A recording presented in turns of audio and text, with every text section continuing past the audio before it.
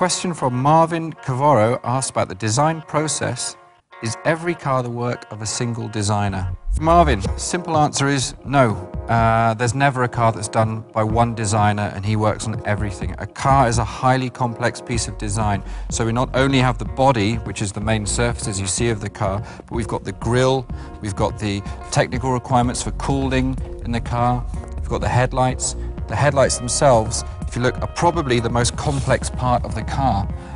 One designer cannot do everything. Sometimes we're lucky as stylists, as exterior designers, that our proposal is chosen and one designer gets his design selected.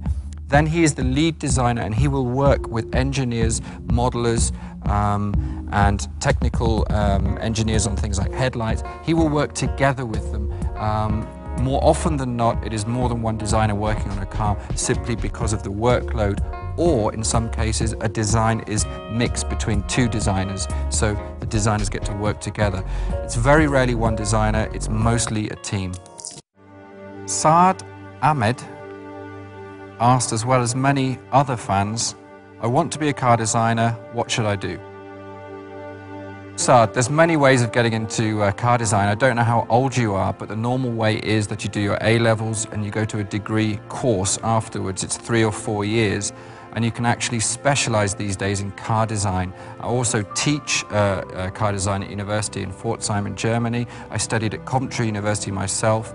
And every year I think there are more and more car design courses available. My advice is, if you're younger, if you're under the age of 16, that you practice sketching. Sketching is the key to becoming a good car designer.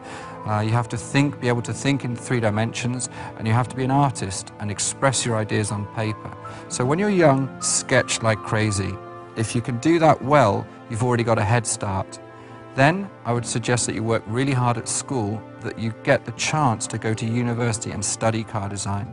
And my advice with university is choose a university that gives you the most contact with industry. So if you've got close contact with industry, you'll see how it works. You'll go back and you'll do your final project, you'll complete your degree, and if you're good enough, you'll get a job. So a question from Lancy Borata. What is your favorite feature?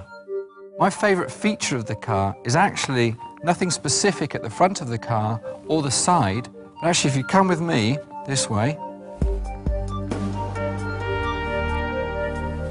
I actually find that when you look at the car from a distance, from rear 3/4 or even rear view, this area is my favorite feature of the car. And the reason being is because I don't think there's a car in this segment with quite such sporty and strong proportions. By that I mean, look at the rear screen, really, really small, like a visor. If you look at this shoulder here, the 3-dimensional offset, how much sculpture we've got in the width of the car. And I think the combination of having such a small visor, this rear screen, and having the strong shoulder creates a really sporty, strong, expressive statement. And for me, that's actually my favorite feature of the car. Question from Nikki Yasko. What did I want to be when I was a child? Nikki, as a child, I actually wanted to be a racing driver. And at the age of 12, I got 16 rejections from all the Formula One teams. So my career was over at an early stage. I then focused on becoming a fighter jet pilot. And at the same time, I applied to study car design, 2 very different directions.